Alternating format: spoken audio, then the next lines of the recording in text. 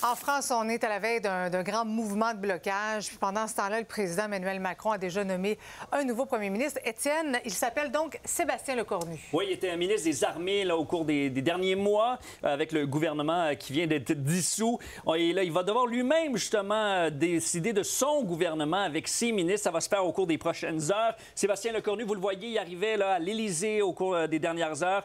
Donc, ministre des Armées, il a été ministre depuis 2017, très fidèle d'Emmanuel Macron. C'est pour ça qui a été choisi, mais il ne fait pas du tout consensus. Déjà, les oppositions en France disent que c'est un mauvais choix. Il n'aurait pas dû être choisi. Un choix aurait fait l'unanimité. Ça, c'est vrai. Ça aurait été étonnant. C'est un pays qui est tellement divisé, politiquement notamment. Mais donc, lui, en tout cas, il dit qu'il est au travail déjà avec humilité pour tenter de rassembler les Français. Mais on sent quand même beaucoup de doutes, notamment de certains opposants politiques. On peut en écouter l'un d'eux. En tout cas, le choix de Sébastien Lecornu comme Premier ministre, ce n'est pas le choix d'un Premier ministre socialiste. Et ça, je m'en félicite. Après, je sais que pour lui, la tâche va être rude. Et je pense que dans les moments que traverse la France, qui sont des moments très graves, nous avons une responsabilité particulière.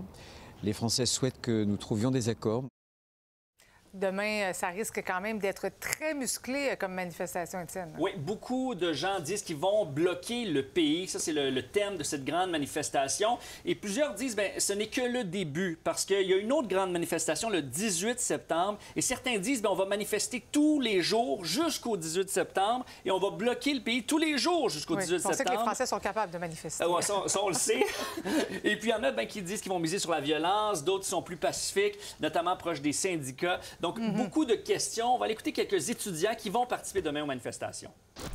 Et c'est vraiment un ras-le-bol général. Je me rends compte à quel point le niveau de vie a baissé, à quel point on est maltraité par l'État, à quel point les services publics ne sont plus à la hauteur pour les Français. Et la question et la raison pour laquelle on se mobilise demain et qu'on se préparait aujourd'hui, c'est pour faire tomber la politique que mène Bayrou et que mène Macron maintenant depuis 8 ans.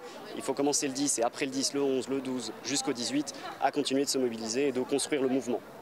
Et politiquement, Étienne, il faut dire que ça reste très, très tendu en France. Oui, exactement.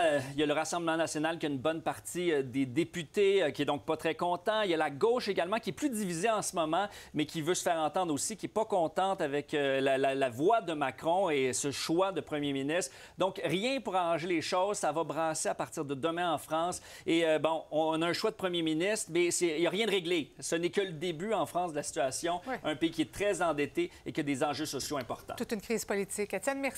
On se dit ça demain. Bye-bye.